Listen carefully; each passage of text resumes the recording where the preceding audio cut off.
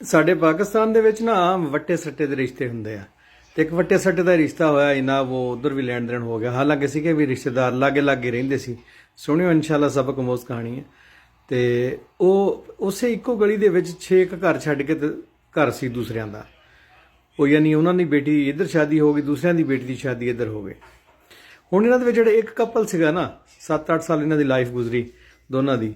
ਇੱਕ ਕਪਲ ਜਿਹੜਾ ਸੀਗਾ ਨਾ ਉਹ ਵਾਕਈ ਰੀਅਲ 'ਚ ਆਪਣੇ ਆਪ ਨੂੰ ਬਹੁਤ ਜ਼ਿਆਦਾ ਚਾਹੁੰਦੇ ਸੀ, ਲੇਕਿਨ ਉਹਨਾਂ ਨੂੰ ਮਜਬੂਰੀ ਦੇ ਤਹਿਤ ਜਨਾਬ ਜਦੋਂ ਉਹਨਾਂ ਦੀ ਭੈਣ ਘਰ ਆ ਗਈ ਤਾਂ ਉਹ ਘਰ ਵਾਲਿਆਂ ਦਾ ਜ਼ੋਰ ਪਿਆ। ਉਹਨੇ ਕਿਹਾ ਤੂੰ ਵੀ ਆਪਣੀ ਬੇਗਮ ਨੂੰ ਘਰ ਛੱਡ ਕੇ ਆ, ਕੱਢ ਦੇ ਇਹਨੂੰ ਘਰੋਂ।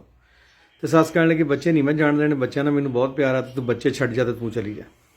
ਉਹ ਚਲੀ ਗਈ ਆਪਣੇ ਘਰ ਤੇ ਲੇਕਿਨ ਉਹਨੂੰ ਜਾਣ ਲੱਗਿਆ ਇੱਕ ਸ਼ਰਤ ਲਾਈ। ਉਹਨੇ ਕਿਹਾ ਬੱਚੇ ਮੈਨੂੰ ਮਿਲਣ ਜ਼ਰੂਰ ਆਉਣਗੇ, ਜੇ ਬੱਚੇ ਮਿਲਣ ਨਾ ਆਇਆ ਤਾਂ ਮੈਂ ਕੇਸ ਕਰ ਦੇਣਾ। ਕਿ ਠੀਕ। ਉਹ ਬੱਚੇ ਹੀ ਨਾ ਰੋਜ਼ ਜਾਣ। ਹੁਣ 6.5 ਸਾਲ ਦਾ ਇੱਕ ਬੱਚਾ ਹੋਵੇ ਤੇ 3-3.5 ਸਾਲ ਦੀ ਇੱਕ ਬੱਚੀ ਹੋਵੇ, ਰੋਜ਼ ਮਿਲਣ ਜਾਣ। ਤੇ ਉਹ ਮਾਂ ਉਹਨਾਂ ਨੂੰ ਨਾ ਆਪਣੇ ਘਰ ਦੀਆਂ ਗੱਲਾਂ ਸ਼ੇਅਰ ਕਰਿਆ ਕਰੇ ਤੇ ਨਾਲ ਕਹਿ ਦੇਵੇ ਵੀ ਆਪਣੇ ਪਾਪਾ ਨੂੰ ਦੱਸਣਾ ਨਹੀਂ। ਜਦੋਂ ਦੇ ਪੁੱਛਣ ਵੀ ਨਾ ਤੇ ਉਹਨਾਂ ਨੂੰ ਇਹ ਕਹਿਣਾ ਵੀ ਪਾਪਾ ਮੈਨੂੰ ਖ਼ਾਬ ਆਇਆ।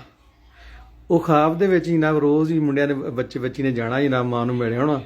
ਤੇ ਉੱਥੇ ਇੱਕ ਦਿਨ ਜਨਾਬ ख्वाब ਉਹਨੇ ਆ ਕੇ ਇਦਾਂ ਦਾ ਸੁਣਾਇਆ ਵੀ ਅੱਗੇ ਵੀ ਛੋਟੇ ਮੋਟੇ ख्वाब ਵੀ ਅੱਜ मम्मा रो रही थी, आज मम्मा ये कर रही थी, आज मम्मा वो कर रही थी, आज मम्मा को मम्मा की मम्मा ने डांटा है, मम्मा को आज मम्मा के पापा ने डांटा है, आज भाई ने। एक दिन ऐसी सूरत हाल बनी कि जनाब कि प्यो ने ਉਹਦੇ ਥੱਪੜ ਮਾਰ ਦਿੱਤਾ ਉਸ ਕੁੜੀ ਦੇ। ਇਹ ਬੇਟੀ ਬੇਟਾ ਉਹਦੇ ਉੱਥੇ ਗਏ ਅਸੀਂ। ਉੱਥੋਂ ਜਦੋਂ ਆਏ ਤੇ ਬੇਟੀ ਬੇਟਾ ਡਰ ਗਏ ਦੋਨੇ ਹੀ। ਇਹ ਨਾ ਰੋਣ ਲੱਗ ਪਏ। ਆਉਂਦਿਆਂ ਨੂੰ ਪਾਪਾ ਵੀ ਰੋਟੀ ਖਾਣ ਡਿਆ, ਸਾਰੇ ਲੋਕ ਬੈਠੇ ਰੋਟੀ ਖਾਣ ਡਿਆ, ਪਾਪਾ ਨਾਲ ਹੀ ਬੈਠਾ ਸਾਰੇ ਟੱਬਰ ਦੇ। ਤੇ ਉਹ ਪਾਪਾ ਨੂੰ ਆ ਕੇ ਨਾ ਉਹ ਪਾਪਾ ਕਹਿਣ ਲੱਗਾ ਆਓ ਬੇਟਾ ਰੋਟੀ ਖਾਓ। ਤੇ ਉਹ ਦੋਨੋਂ ਰੋਣ ਨਾ। ਉਹ ਤੁਸੀਂ ਰੋਂਦੇ ਕਿਉਂ, ਹੋਇਆ ਕੀ ਆ? ਜ਼ਾਰਿਆ ਲਾ ਦਿਆ, ਖਿੱਚ ਪਈ ਦਿਲ ਨੂੰ ਜਦੋਂ ਖੂਨ ਨੇ ਖਿੱਚ ਮਾਰੀ ਜਨਾਬ। ਤੇ ਉਹ ਪੁੱਛਿਆ ਵੀ ਬੇਟਾ ਤੁਸੀਂ ਰੋਂਦੇ ਕਿਉਂ, ਮਾਰਿਆ ਤੁਹਾਨੂੰ ਕਿਸੇ ਨੇ, ਡਾਂਟਿਆ ਕਿਸੇ ਨੇ?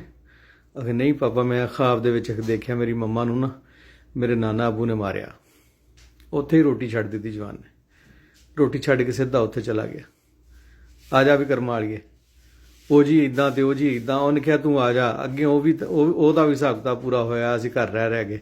ਉਹ ਮਾਂ ਪਿਓ ਨੂੰ ਬਥੇਰਾ ਰੋਕਿਆ ਸਾਡੀ ਧੀ ਤੁਸੀਂ ਕੱਢੀ ਆ, ਅਸੀਂ ਤੁਹਾਡੀ ਕਿੱਦਾਂ ਤੋਰ ਦਈਏ।